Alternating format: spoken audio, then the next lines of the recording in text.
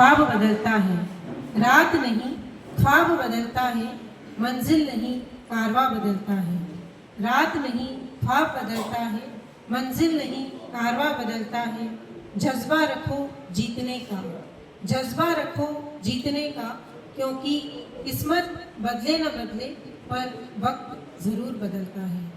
इन्हीं पंक्तियों के साथ मैं आज के कार्यक्रम के मुख्य अतिथि श्री वसंत जी सोलंकी साहब अभी हमारे बीच थोड़ी देर में उपस्थित होंगे।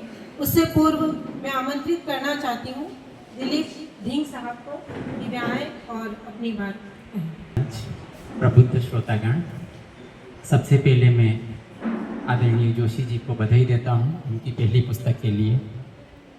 और मुझे आशा जी ने कहा आप आइएगा, इन्होंने भी अलग से आमंत्रित किया था।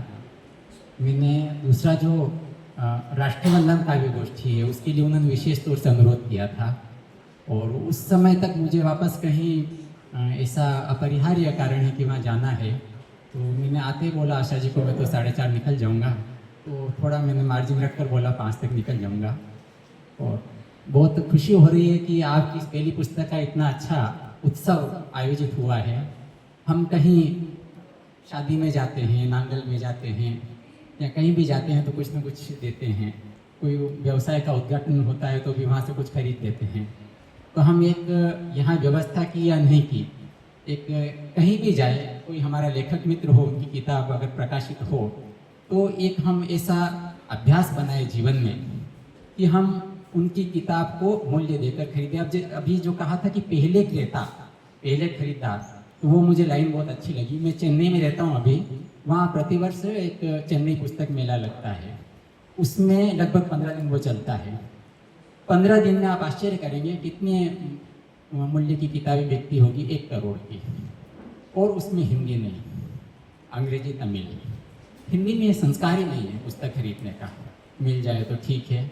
तो ये हम एक अभ्यास रखें, हम अपने मित्रों को जहाँ भी जाएं तो ये कोशिश करें कि हम पैसा देकर खरीदें। वो एक तरह से उनके लिए हमारी शुभकामनाएं हैं कि हम खरीद रहे हैं।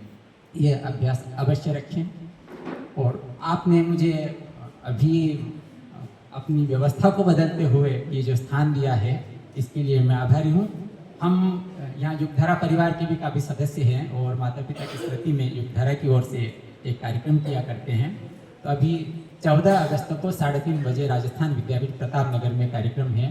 मैं आपसे युगधारा की ओर से और मेरे परिवार की ओर से एक निवेदन करता हूँ कि आप अपना समय नियोजित करके उसमें अवश्य पधारें।